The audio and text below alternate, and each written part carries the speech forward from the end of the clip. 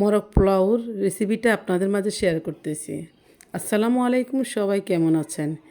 এখানে আমি বাটা মশলা দিয়ে চিকেনগুলো রান্না করব। আমি এগুলা সবগুলো নিয়েছি, পাটায় বেটে নেব। নিয়েছি গোটা গরম মশলা, জাল জিরা, মৌরি, কাশ্মীরি জিরা, এখানে পোস্ত নিয়েছি, সাদা শস্য নিয়েছি। সবগুলো আমি আলাদা করে ধুয়ে বেটে নেব। এখানে আমি বাদাম বাটা দেব, তাই বাদামগুলো পানির ভিতরে ভেজে রাখছি চাম্বাগুলো উঠে যাওয়ার জন্য। আমি এই সবগুলো মশলা বেটে নিচ্ছি। এখানে আমি 3টি কক মোরগ নিয়েছি, 2 চামচ ভিনেগার দিচ্ছি। এগুলো মেখে রেখে দেব। আপনাদের কাছে লেবুর রস থাকলে দিতে পারেন, আমার কাছে লেবুর রস নয়, তাই আমি ভিনেগার দিয়েছি। সবগুলো মেখে রাখছি।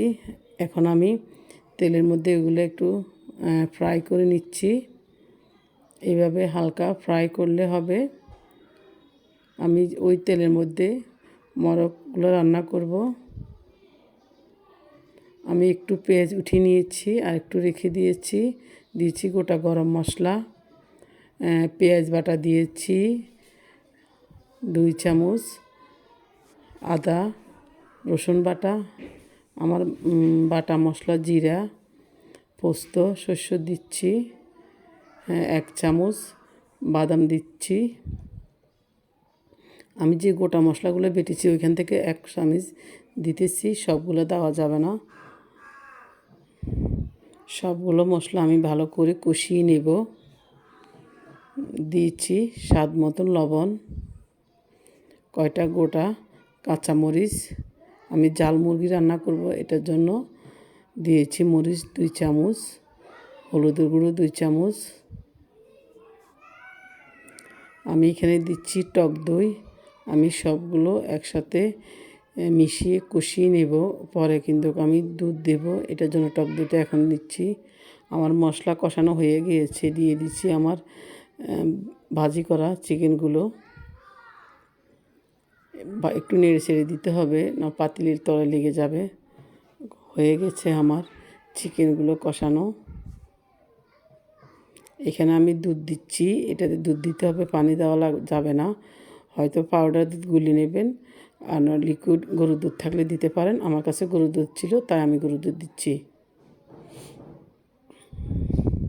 ঢাকনা দিয়ে ঢেকে দিয়েছি। এখানে আমি কালো কিশমিশ দিয়েছি কয়টা, আলু বকরা 2 টেবিল চামচ, টমেটো সস দিচ্ছি, আমার হোমমেড টমেটো সস।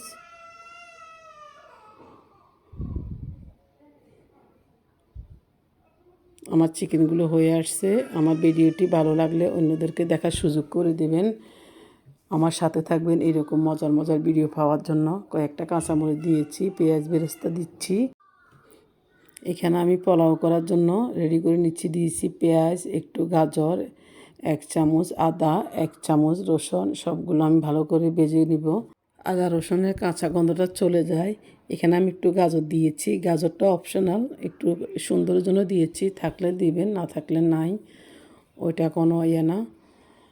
সবগুলো নিচ্ছি। এখানে আমি 1 কেজি চিনি গুঁড়া চাল ধুয়ে নিয়েছি,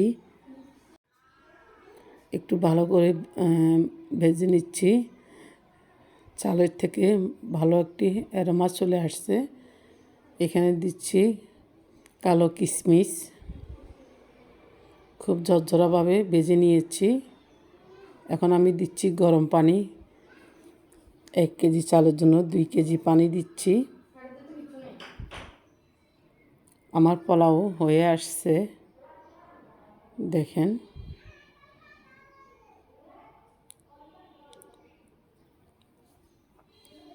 একটু নেড়ে ছেড়ে দিচ্ছি।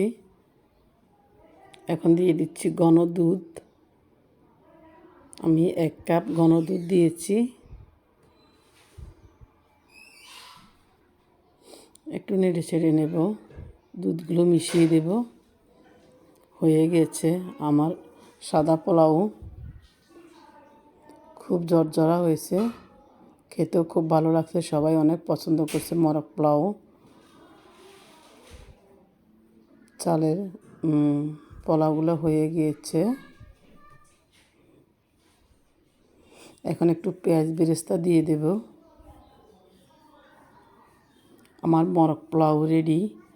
সবাই আমার ভিডিওটা দেখবেন। আমার ভিডিওটা দেখার জন্য ধন্যবাদ সবাইকে। আল্লাহ হাফেজ। সবসময় আমার